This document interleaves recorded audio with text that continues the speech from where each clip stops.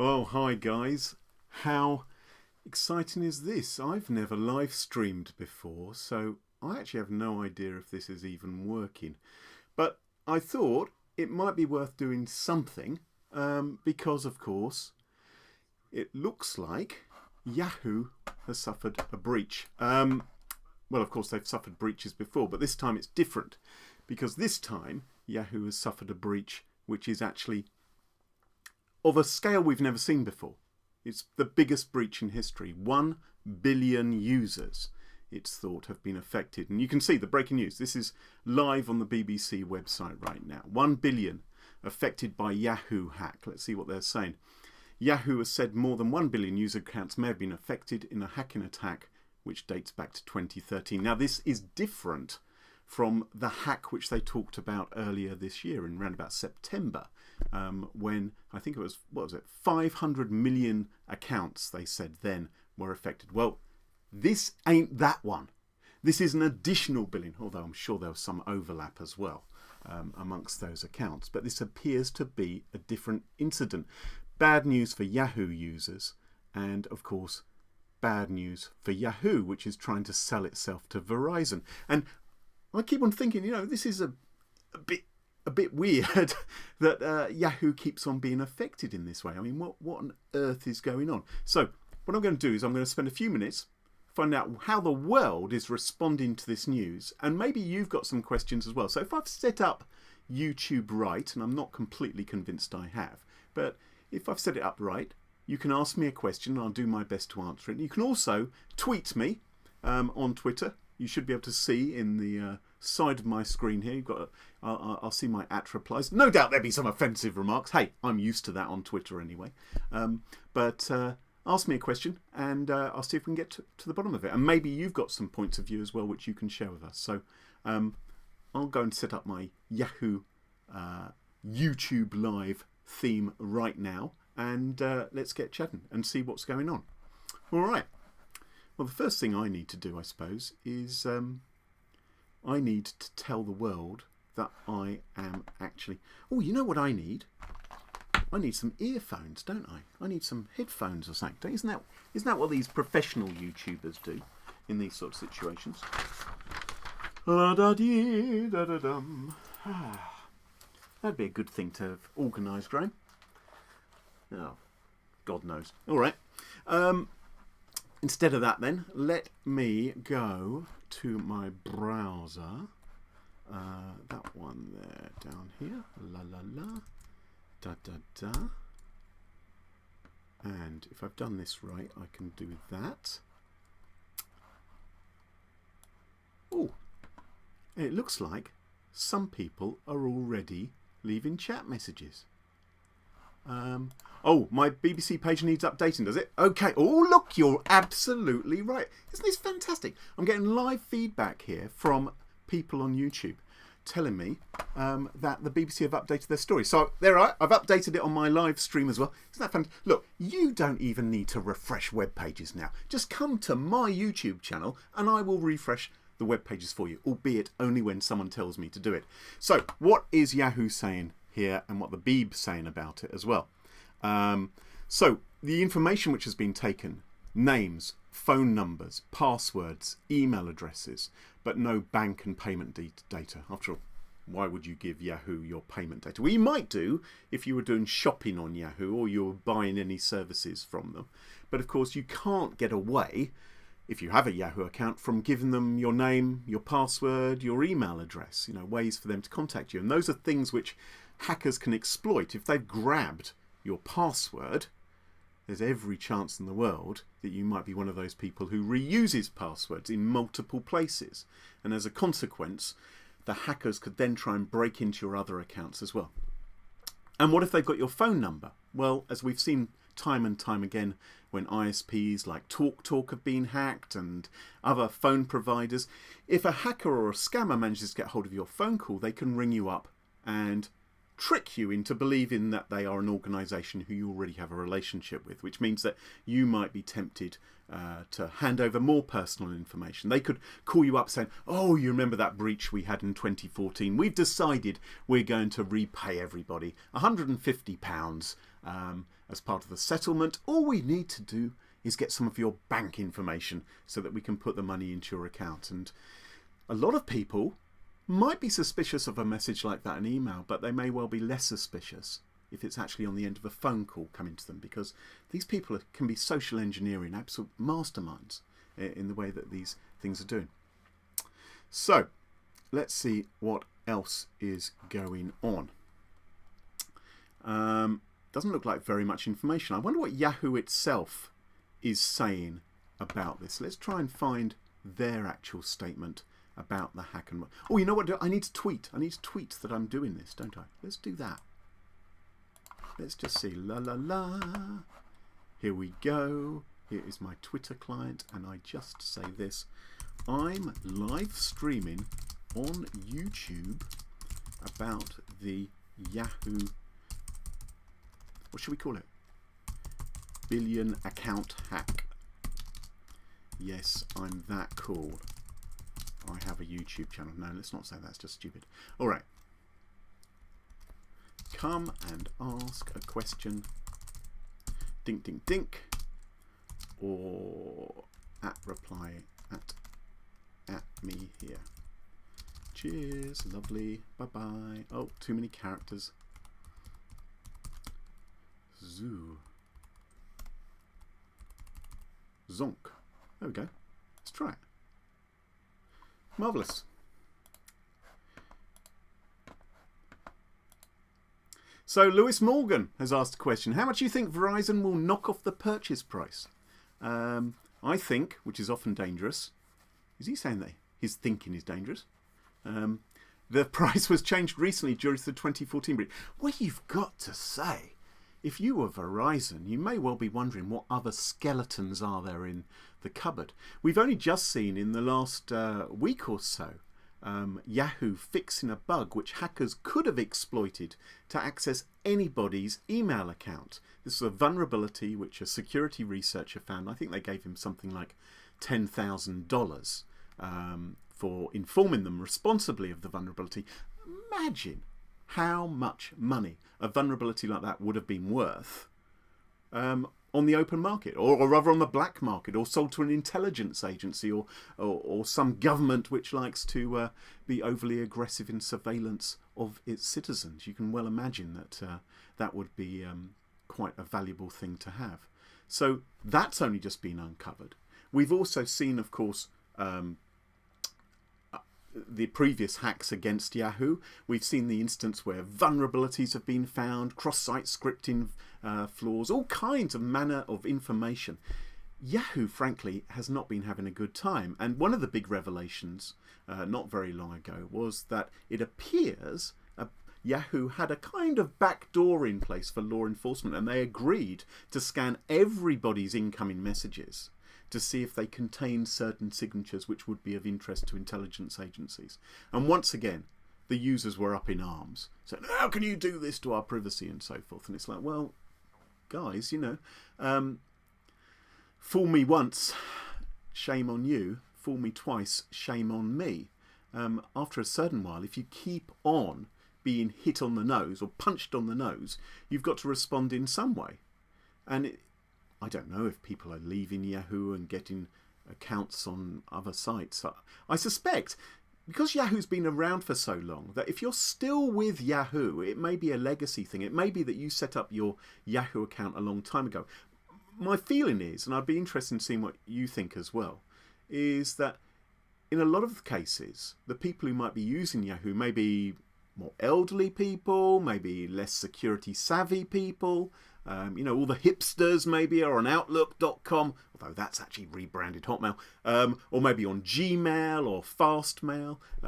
If you're privacy conscious, if you're worried about your personal information being scanned and snooped upon, you may even have taken the decision to use OpenPGP to actually have proper end-to-end encryption on your email. Even if you're using a webmail service, you may be deciding, well, you know, this is a sensitive email, I'm going to encrypt it before I send it, and then I have all the certainty which that involves, and certainly an awful lot harder for the bad guys to snoop upon what's going on. So let's see. what else is going on? There is Yahoo, and that's the story on the Beeb. What they're saying. Verizon actually have made a statement, apparently. They said that they will evaluate the situation as Yahoo investigates and would review the new development before reaching any final conclusion. You've got to think that they must be either terrified that they're going to buy this company or rubbing their hands in glee thinking, we can get ourselves this company for a bit less. Pascal Antani says, has the leaked data been released? Well, I haven't seen anything to suggest it has been released yet, but I think the details are fairly scarce. Let us see what Yahoo itself is saying. I have here, I love the way they headline these things. They don't like to... Brian Krebs has just posted. Let's go see what... So, if you don't know him, Krebster, right, as I've decided to call him. I'm not that familiar with him. I've met him a couple of times. He's a nice guy. I chatted to him. But I'm going to call him the Krebster. It's Brian Krebs. He's the real deal, right? He's the cybercrime journalist who you should all be following. If you ever get a phone call from Brian Krebs and you run a company, you want to be pretty worried as to what's going on, because Brian Krebs...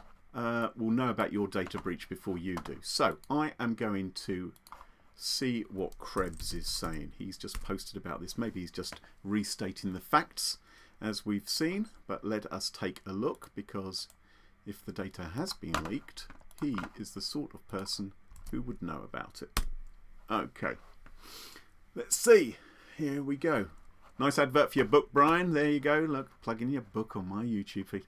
Amazing, isn't it? Let's see. If we can increase the font size a bit, then you can join me as well. So they're saying it was a separate incident. Yeah, that's right. We know that. The company also warned attackers have figured out a way to log into targeted Yahoo accounts without even supplying the victim's password. That's a case of Yahoo OMG, I think. And what else have we got here? On September 22nd, Yahoo warned security breach. Yeah. We know about that one already. Blah, blah, blah. This is all old news.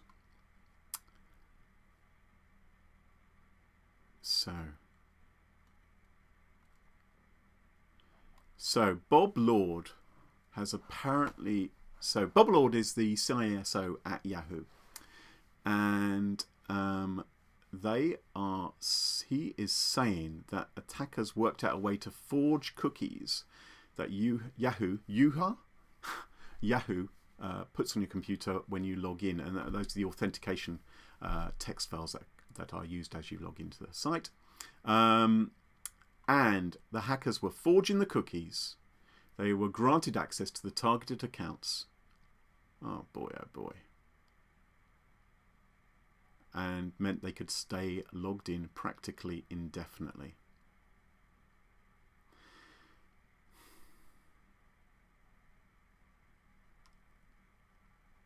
So, and here's Lord again. He says that some of this activity they are linking to a state-sponsored actor. They don't mean George Cluley or someone like that, or Gérard Depardieu when they say actor. I hate, by the way, when cybercrime journalists refer to criminals as actors. Let's just call them attackers or criminals or malicious hackers or something like that. Actors, just crazy. So they are linking it to one of the previous state-sponsored attacks. Yeah, it's plausible, isn't it? It's plausible that a country could have had the resources and could have made the effort to hack into Yahoo and indeed other webmail companies in order to access information which was of interest to them. I do feel, though, that sometimes when companies get hacked, they can be very quick to blame state-sponsored attackers, and they can point the finger of blame and say, oh, it has to be the Chinese, or oh, it has to be the Ruskies who did this. I think because it's kind of their get out of jail free card, isn't it? It's like, well, normally we're really good at security. But if it's a really advanced attack, if it's an attack which has been sponsored by the Kremlin or someone who has enormous resources to get in, then, you know, all bets are off. How could we possibly have stopped them? Well, fact is that we're still finding cross-site scripting flaws and all kinds of problems like that on Yahoo's site, and so way old vulnerabilities are being uncovered, which really they should be picking up themselves. I'm not saying that those necessarily were involved in this particular attack, but, you know, more could be done. Yahoo is saying users, they're reaching out to the account holders who they believe are affected. So look at your inbox, folks, and they're saying change your passwords. Also, shouldn't just change your passwords. You should also, of course, change your security questions and answers. What the mistake a lot of people make with security questions and answers, and those are those things which when you forget your password, it says, oh, come on, what's the name of your favourite pet? And what was your grandmother's maiden name and things like that. The problem with those sort of questions is that people answer them honestly. And you should never answer those kind of questions honestly, because your honest answers are often things which either maybe your friends and family know and work out because they know you, or if it's something like your mother's maiden name, that's a matter of public record. You know, anybody can find out what your mother's maiden name is. So that's why if you're forced to choose a security question and answer, you should either completely make up the answer, my mother's maiden name, Xena Warrior Princess, or Zani Whoop or Zaphod Beeblebrox. You should either do something like that. Don't choose those examples because now everyone's using them. Or instead of that, what you should do is basically generate a random password and make that the answer to your security question, and then get a password manager to remember those security answers as well, because if it's a properly generated random password, there's no way your puny human brain is ever going to remember them. So that's what I would do in those situations. So let us see what else is going on. Let's see what Krebs is saying, if there's anything else in there. It's always good to follow Krebs. I'd recommend put him in your RSS feed, or you can sign up to his newsletter, because he's a great source of information, often breaks data breach stories. Let's see what else. So yeah, change your passwords, change your security questions and answers. Make them random, folks. The other thing about passwords is they have to be unique. You've got to stop reusing the same passwords in multiple places, because if the hackers have got your passwords from XYZ website, they will then try and use it on ABC, DEF, GHI, or whatever other websites you might access. So make sure that you're not opening yourself up to threats that way by reusing passwords. And the other thing is enable multi-factor authentication. If a site offers it to you, then turn it on. And that means even if your password does get stolen, hopefully the site will recognize it. Someone is logging in from an unusual part of the world or on a computer that's never been used before, and it will alert and say, well, yeah, you don't know why you're logging in from China today when normally you're in Chelmsford, and it will ask you to enter the sort of random 6-digit number which your authentication app on your smartphone, for instance, has generated. It's an additional level of security. To have 100% security is really, really hard. But what you want to do is you want to have better security than most people. And that way, the hackers will concentrate their efforts on hacking into the easier accounts normally rather than yours. And if you can do that, if you can make it difficult enough, then that's going to be a great way to better protect yourself. Okay, I've been chatting a lot. Let us see what folks are saying on the Twitter. Jenny Radcliffe. You should listen to Jenny Radcliffe's podcast. It's called The Human Factor. Episode 1 is excellent. I can't begin to tell you who's on it, but she's done about 9 or 10 now. The latest episode was with Rob Schifrin, who hacked, allegedly. And actually got off it, didn't he? Yeah, he was found innocent eventually on appeal, I believe, into Prince Philip's, the Duke of Edinburgh's, Prestel mailbox, and got himself into a bit of spot of trouble. And as a consequence of that particular case, the UK actually invented the computer crime laws. But anyway, listen to The Human Factor. What's Jenny saying? She's saying, I strongly advise asking G. Cluley about this. That's me. if he's offering, bite his hand off. Oh, she's saying go and watch the channel. Fantastic. That's good. Matt Harwood says, fighting the good fight into the night. Love the live stream. Yahoo will be gone in 2 years. Has to. 2 years? Some things, you know. The thing is, it's a bit like... Did you ever see Misery with Kathy Bates? Misery with Kathy Bates, right? She's the crazy woman in the log cabin in the middle of somewhere in America. There's loads of snow, and there's the guy, James Caan it is, isn't it? He's in The Godfather. He's fantastic in that. But he's also Misery. He's the novelist that she's obsessed with. And he thinks at the end of the film that he's killed Kathy Bates because she's not very nice. And then what happens? She comes back up again. And it's, you know, I kind of think sometimes it's like that with some of these companies like Ashley Madison or Yahoo. You know, you think they're dead. You think they're not coming back. And then they're there again. It's like, oh, my goodness. Not that Kathy Bates looks like Marissa Mayer, but maybe that'll be in the sequel. Who knows? Some other folks are saying, seriously, why would anyone still use Yahoo in any capacity? Well, you know, I think it's a little bit unfair. People do use Yahoo. And they use Yahoo because, well, you know, it's kind of what they've always used. And it works most of the time, right? Probably. Sure, there's incidents from time to time. But do people really feel it in their pocket? Do people actually feel any damage has been done when these sort of things happen? I'm not sure that they necessarily feel the consequences of the hack, although they see the headlines, certainly. And here we are, 43 minutes ago, the BBC were first reporting this. And like I said, a lot of these Yahoo users might be from an older generation, and they may be uncomfortable with the idea of changing their email address. You know, if you change your email address, most people think, well, how am I going to get everyone to know that my email address has changed? Yes, see, you and I, we're nerds, right? Here we are, live streaming on Yahoo. Thank you, by the way. My first ever time. Not Yahoo, where am I? I'm live streaming on YouTube. It's quite late at night. I don't drink coffee. I don't know how I'm going to do this.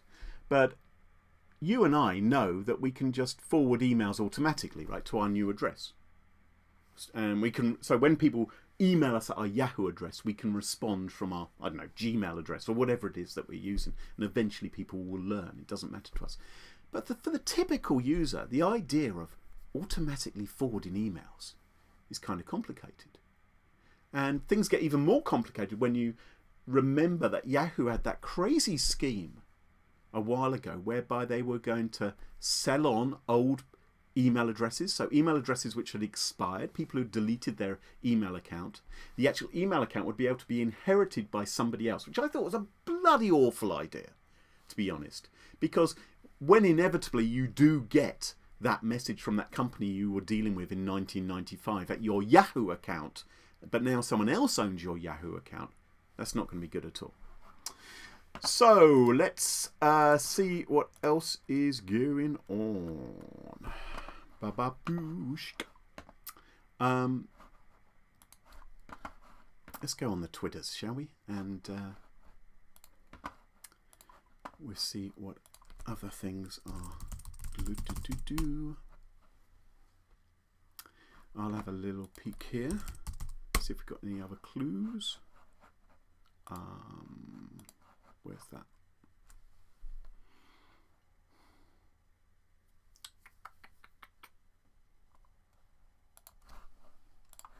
Okay. Do.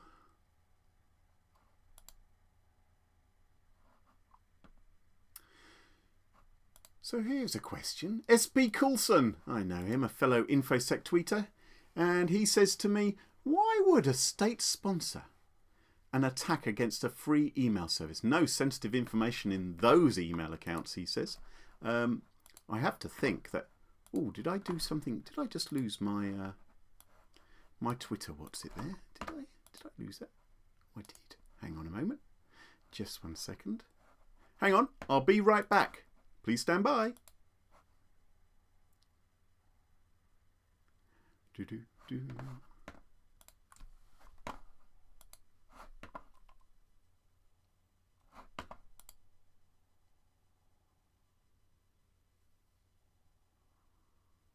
Bum, bum, bum, bum, bum. And I'm back. Okay, not sure what happened there.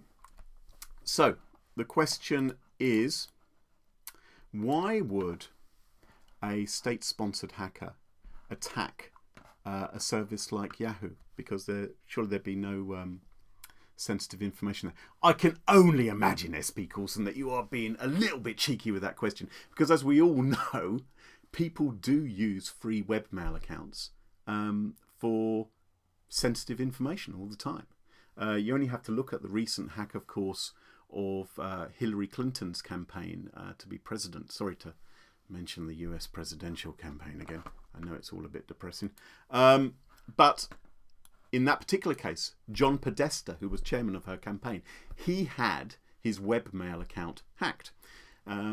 Now, he did make it a little bit easy for the hackers, admittedly. They sent him a phishing email, and he clicked on the link and he gave them his password. Unfortunately, he first of all had a very dumb password. I think it was something like runner1234.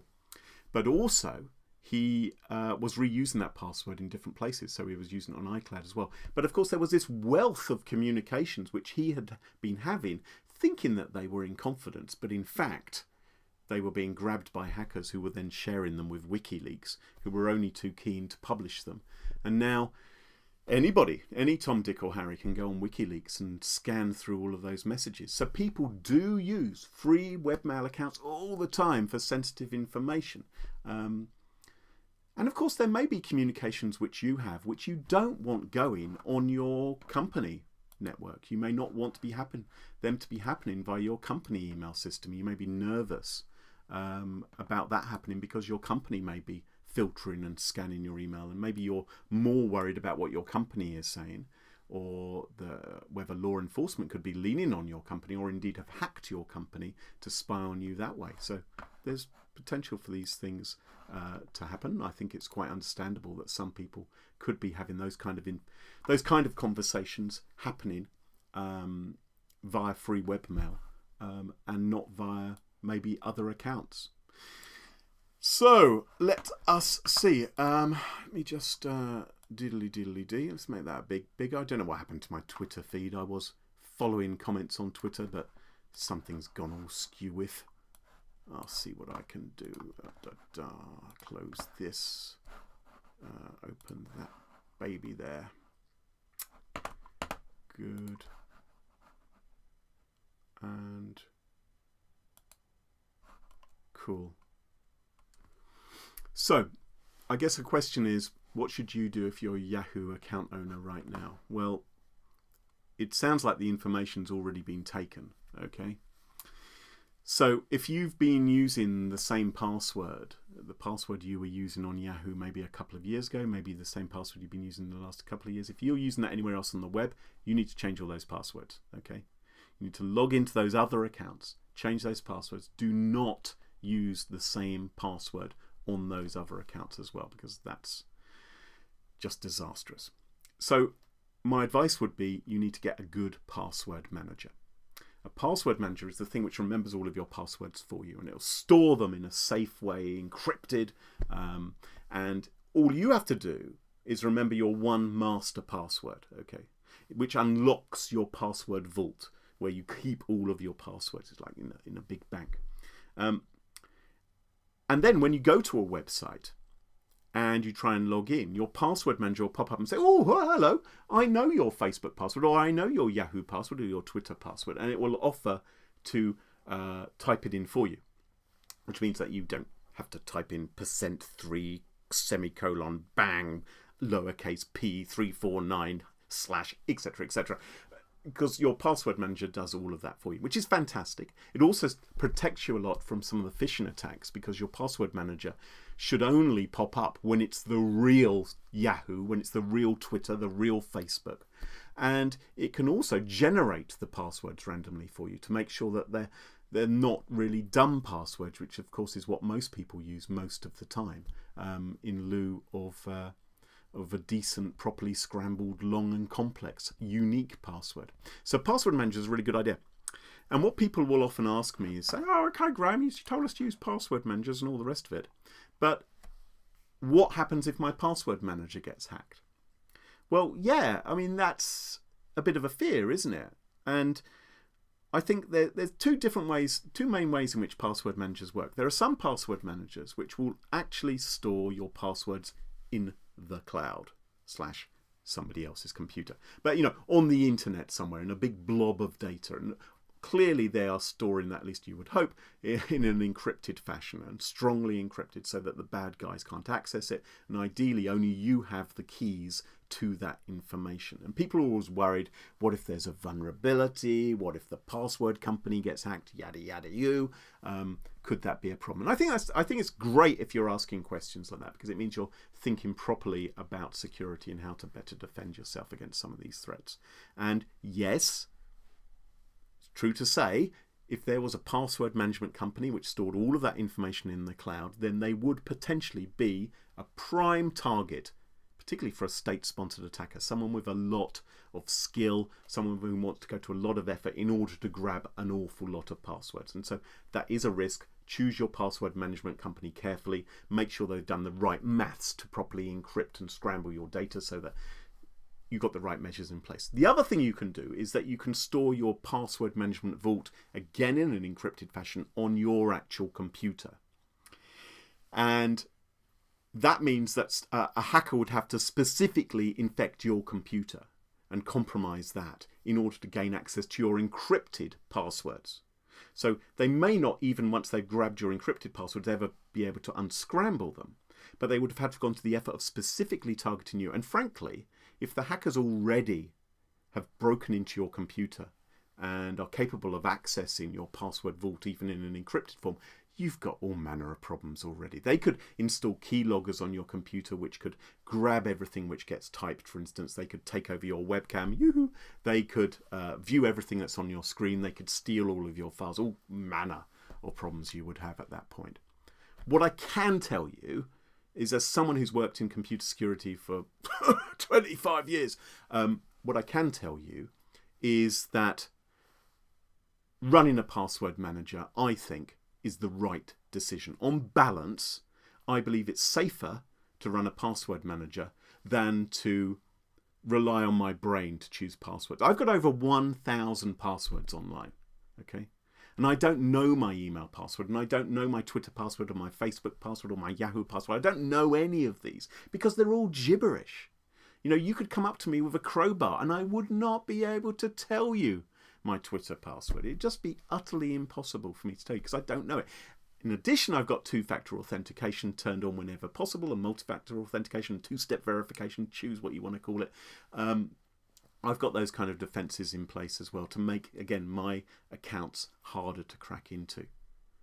But I believe I am safer just remembering my one master password, which isn't 12345678, isn't password one, it's a complicated password, and getting a password manager to protect me from myself and to protect me from hackers as well. And that's what I believe everybody who's online probably should be doing. At least the vast majority of users, a password manager really makes sense. And it'll get you into better password practices, and that's got to be a good thing, right? So I think that's good to do. Hunky dory. Let's see what else.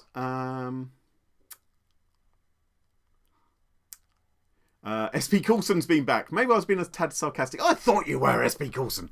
I wondered if they attacked it knowing a specific person was using it. For instance, Julian Assange, or Edward Snowden. Well, as far as I know, Edward Snowden isn't a Yahoo user. That would be a very bold decision of his, I suspect.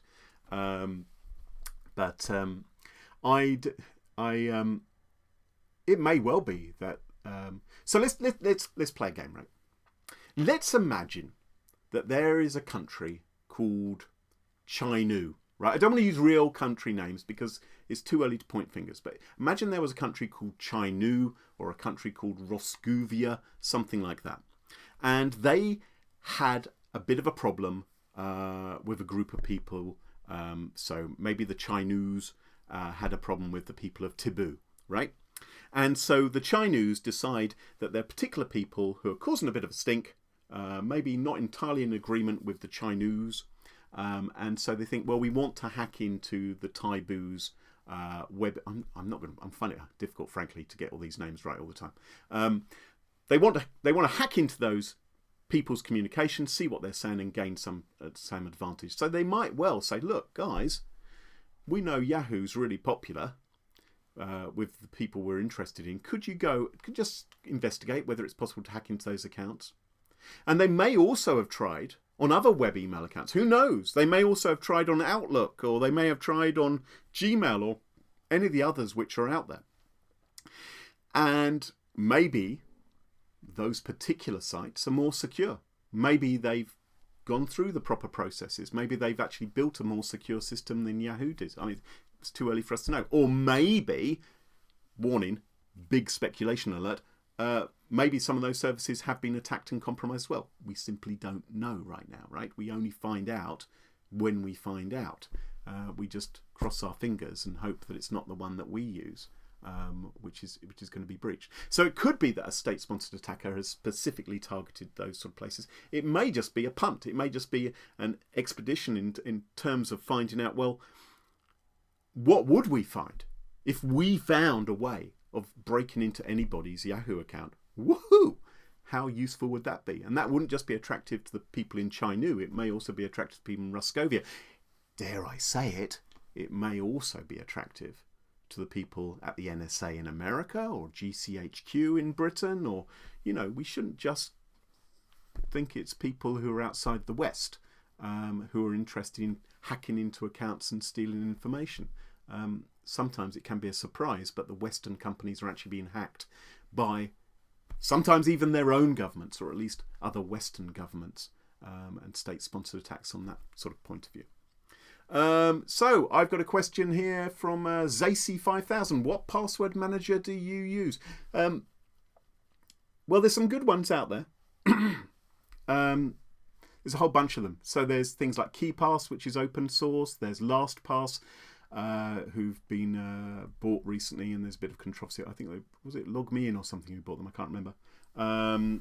There is Dashlane, but the one I use is 1Password, number 1Password, by a company called AgileBits, and I've got no complaints with them. They work great. I have used some others in the past, all work very nicely. So what I would say is that any decent password manager is going to be better than not using a password manager at all. So make sure you get yourself one of those, and where you can, enable two-step verification or two-factor authentication on as many of your accounts as you can. It doesn't have to be a huge nuisance to actually use those kind of things. Alrighty, what else is going on? La la la. Oh my goodness, it's nearly midnight. I'll turn into a pumpkin. 40 minutes I've been speaking. That's crazy.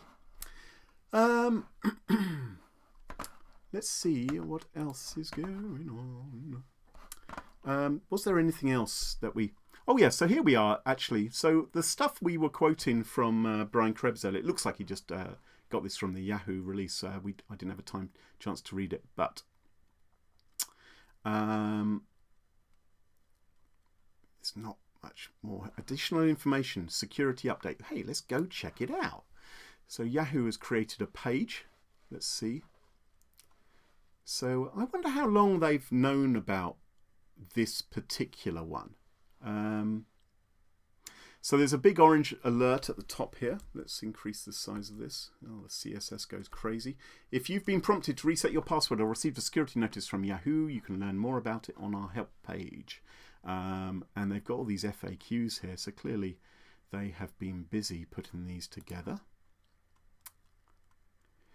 Right. So in November last month, law enforcement approached Yahoo, and they said that somebody claims to have your data. That's interesting, because we have seen that claim being made before regarding Yahoo user data.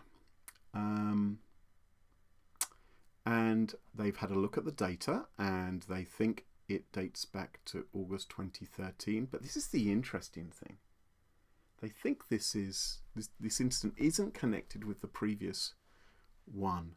There's something different about this. So, I mean, it's bad news, isn't it? It's not good that this is happening to Yahoo again. I mean, even if the instance in the past, it's really bad news for Yahoo's reputation and for their brand. I mean, it gets to the stage now where you just have to mention a company's name. Okay, let's have a game, right? I'm going to mention some company's name, and what's the first thing you think of? Ashley Madison, hack. TalkTalk, hack. Yahoo, hack. You know, you could probably play that game for another 20 companies or so. There are companies who, once they get hacked, they will find it very hard to shake off that memory. People have long memories when it comes to these things. Whether that will actually result in a significant number of people leaving, well, I'm not that convinced. I think there's a lot of inertia when it comes to people closing their accounts. Lewis Morgan says, state-sponsored is just becoming the new, we take our customer security very seriously. That's a meme.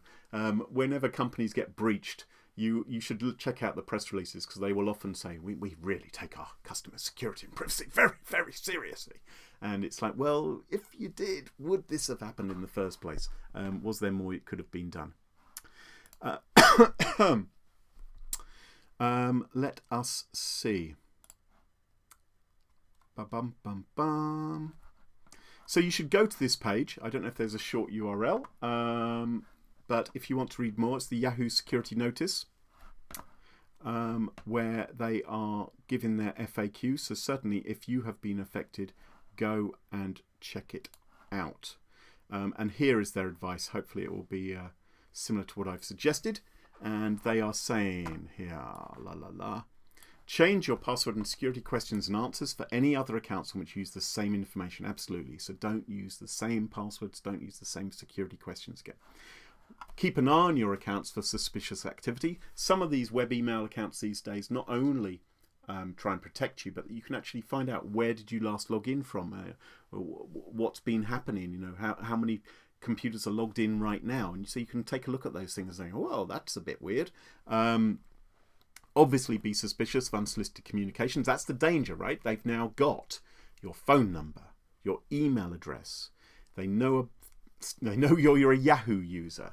And so you could be targeted by phishing campaigns or malware campaigns. There's all kinds of threats like that. And they may ask you for additional personal information. And as they say, avoid clicking on links and downloading dangerous attachments from suspicious emails, because who knows what might happen. Well, we are coming on for 45 minutes. I think probably we will draw this to a close. There's not much more to say right now.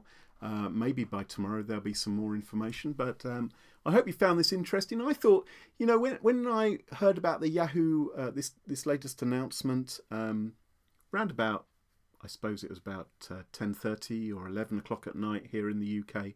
And I thought, oh, I could write a little article or something, you know, telling people and pointing to the various places. But then I thought, well, maybe it'd be fun to do something different. So I hope you've enjoyed it. If you have, give us a thumbs up, tell your friends, subscribe to the YouTube channel, and maybe I'll make more videos in future. And maybe I'll have worked out how to use this broadcasting software a bit more to integrate the tweets and things like that and make it a little bit cooler. But thank you for joining in, and I'll see you soon. Toodaloo. Bye for now. And now I'll actually press the off button.